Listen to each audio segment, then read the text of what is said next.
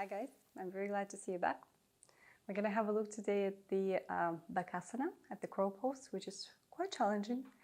And believe me, it took me pretty much I think 2 years to realize how to get into that and how to do it. And I was so desperate that I'll never be able to do that. But you see, things change. Actually, once you start to understand the concept, how to get in and how to get out, it gets a little bit easier.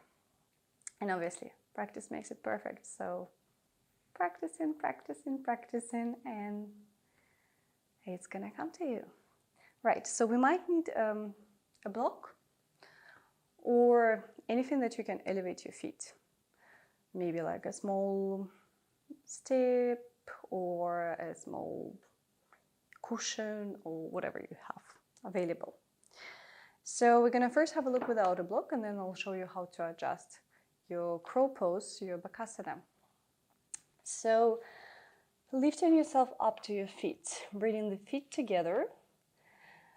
For me personally, easy is to bring the feet together, but you can always bring the feet wide. So you have to play around to see which option is much more comfortable to you. So I will bring the feet together, placing the palms on the mat, pretty much a ruler distance between your palms and your feet. If the palms they don't come on the ground, on the mat with straight legs, you can always bend the knees. Bringing the palms on the ground, lifting the hips up. So from there, we're gonna start pushing ourselves, bringing the more weight to your hands, lifting the hips up and rising on the ball of the feet. Once we are there, we rise those heels higher, lowering the hips down. So you see what's happening. It's not just like you're going down all the way and you're removing some strength and some pressure from your palms. No, you keep the palm, you keep pressing into those palms. You keep engaging the core and you start lowering the hips down. Then you start opening a little bit the elbows to the sides.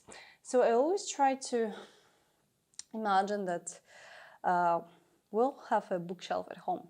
So imagine that your elbows are like a bookshelf and your knees is the books. So for the books to stay on the bookshelf, you really need to place them 90 degrees, your elbows. So that's what we are trying to create.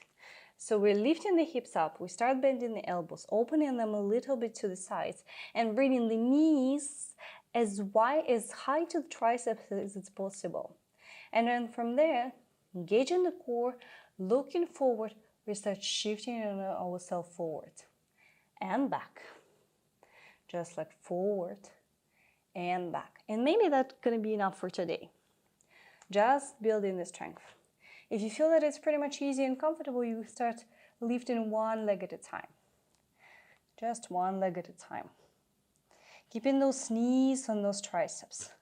And if you feel comfortable, you're gonna lift those both legs, both feet up, squeezing the knees together, engaging the core, looking forward, bringing the feet together. And really pushing away from the mat. You're very light, you're very airy. You can even chant like me and rest in the crow pose. And slowly coming down. Beautiful. For me, it also helps to keep my hands, my fingertips, not very, like they're wide, yes, but they're not flat on the mat. It's kind of like I'm grasping it, like gripping more into the mat and creating this kind of like a spider fingers, that's what I call them. How the block can help us is that we can step on the block, and that's going to help us to elevate the hips, because sometimes the problem is that we are bringing those knees so wide that it's really hard to lift yourself up. So we're going to step on a block or something that you can elevate your feet, stepping all the way up, maybe to place a cushion in front of you, so in case if you fall, which happened to me many times. So in case if you fall, you have something safe and secure and soft in front of you. So we step on the block, we place those hands on the mat, we lift the hips up. And again, the same action that we've been doing before. So we first start bringing the knees to the chest, or to the, sorry, not to the chest, knees to the triceps. We start shifting ourselves forward. And then from there, once you're ready, you lift the feet. It's a little bit easier because your feet are already high enough and you look forward. The most important, don't look down, because if you look down, you're going to bring yourself all the way down. So we're looking forward, and that's going to help to elevate yourself a little bit more. Squeezing the knees together, bringing the feet together, looking forward, smile, and whew, relax. Or missing the block like I do as well. Beautiful.